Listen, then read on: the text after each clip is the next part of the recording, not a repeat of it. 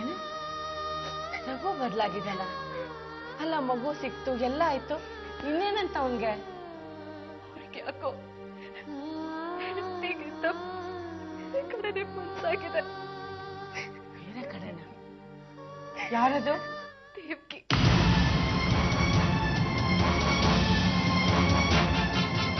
ರಘು ದೇವ್ಕಿನ ಇಷ್ಟಪಡ್ತಾ ಇದ್ದಾನ?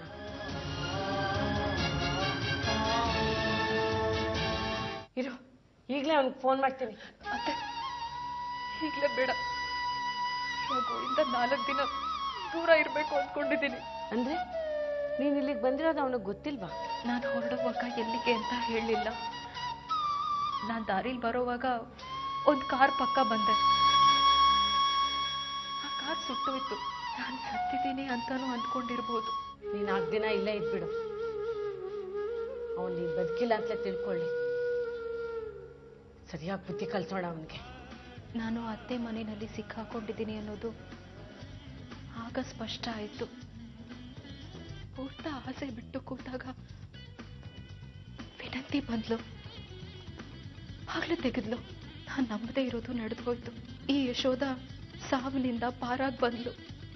ವಿನಂತಿ ಸಹಾಯದಿಂದ ಈಗ ನಿಮ್ಮ ಮುಂದೆ ಇದ್ದೀನಿ.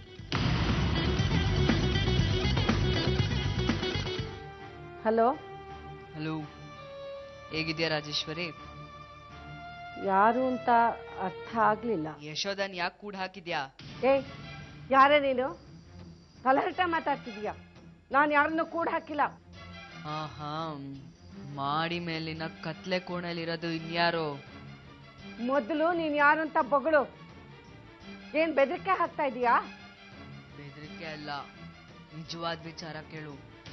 ಇವತ್ತು ನೀನ್ ಯಶೋಧನ ಹೊರಗ್ ಬಿಟ್ರೆ ಸರಿ, ಇಲ್ಲ ಅಂದ್ರೆ ಅದೇನೇನು ಅನುಭವಿಸ್ಬೇಕಾಗುತ್ತೋ ನನಗಂತೂ ಗೊತ್ತಿಲ್ಲ. ಈಗಲೇ ಎಚ್ಚರಿಸಿದ್ದೀನಿ. ಯಾಕೋ ನೀನ್ ಆ ತರ್ಲೆ ಸುಮತಿ ಅಂತ ನನಗನ್ನಿಸ್ತಾ ಇದೆ. ಸುಮತಿನ? ಅದ್ಯಾರದು? ಓಹೋ, ಯಶೋಧ ರೂಮಲ್ಲೇ ಕೂಡ ಹಾಕಿದ್ಯಲ್ಲ ಅವಳ? ಸರ್ ನಮಸ್ಕಾರ, ನಾನು ವಿದ್ಯಾಧರ್ ಮಾತಾಡ್ತಿರೋದು. ಹಾ, ಹೇಳಿ ವಿದ್ಯಾಧರ್. ನಮ್ಮ ಸುಮತಿನ ರಾಜೇಶ್ವರಿ ಅವರು ಬಂದು ಸಿಟ್ಟಿದ್ದಾರಂತೆ. ಹೌದು ಸರ್, ಅವಳು ರಾಜೇಶ್ವರಿ ಅವ್ರ ಹತ್ರ ಯಶೋಧ ವಿಚಾರ ಮಾತಾಡಕ್ಕೆ ಹೋಗಿದ್ದಂತೆ. ಆಗ ಅಲ್ಲೇ ಕೂಡ ಹಾಕಿದ್ರಂತೆ. ಸುಮತಿ ಅಲ್ಲಿಗೆ ಹೋಗ್ಬೇಕಾಗಿತ್ತು? ಯಶೋಧ ವಿಚಾರ ಏನು? ನಾನು ಬಂಧನದಲ್ಲಿದ್ದೀನಿ ಅಂತ ಯಶೋಧ ಅವರು ದೇವಕಿಗೆ ಫೋನ್ ಮಾಡಿದ್ರಂತೆ. ಅದು ಸುಮತಿಗೆ ಗೊತ್ತಾಗಿ ನಮಗೂ ಹೇಳ್ದೆ ಕೇಳದೆ ರಾಜೇಶ್ವರಿ ಅವ್ರ ಮನೆಗೆ ಹೋಗಿದ್ದಾಳೆ. ಆಗ ಅಲ್ಲಿ ಅವಳನ್ನ ಬಂದು ಸಿಟ್ಟಿದ್ದಾರಂತೆ. ಯಶೋಧ ರಾಜೇಶ್ವರಿ ಅವ್ರ ಬಂಧನದಲ್ಲಿದ್ದಾರ? ಸರ್, ಯಶೋಧ ವಿನಂತಿ ಸಹಾಯದಿಂದ ಬಿಡುಗಡೆಯಾಗಿ ನಮ್ಮನೆಗೆ ಬಂದಿದ್ದಾರೆ ಸರ್. ಇಲ್ಲೇ ಇದ್ದಾರೆ. ಆದ್ರೆ ಅವರು ಇಲ್ಲೇ ಇದ್ದಾರೆ ಅನ್ನೋದು ರಾಜೇಶ್ವರಿ ಅವರಿಗೆ ಗೊತ್ತಿಲ್ಲ. ಅದೇ ರೂಮಲ್ಲೇ ಸುಮತಿನೂ ಕೂಡ ಹಾಕಿದಾರಂತೆ. ನಾನು ಸಂಜೆ ಒಳಗೆ ಮನೆಗೆ ಬರದೇ ಇದ್ರೆ ಮಾತ್ರ ಪೊಲೀಸ್ ಅವ್ರಿಗೆ ಹೇಳಿ ಅಂತ ಸುಮತಿ ಹೇಳ್ತಿದ್ದಾರೆ. ಯೋಚನೆ ಮಾಡಬೇಡಿ, ನಾನಿದ್ದೀನಿ, ಈಗಲೇ ವ್ಯವಸ್ಥೆ ಮಾಡ್ತೀನಿ. Thank you sir. ಪ್ಲೀಸ್.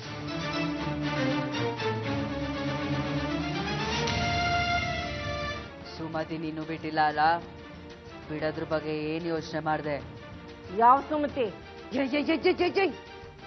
ಸುಮ್ಮನೆ ಕತೆ ಹೊಡಿಬೇಡ. ಕತ್ಲೆ ಕೋಣೆನಲ್ಲಿ ಕೂಡಾಕಿದ್ಯಲ್ಲ ಆ ಸುಮತಿ. ನೋಡ್ತಾ ಇರು, ಯಶೋಧನ್ ಹೇಗ್ ಬಿಡಿಸಿದ್ನೋ ಹಾಗೆ ಸುಮತಿನೂ ಬಿಡಿಸ್ತೀನಿ.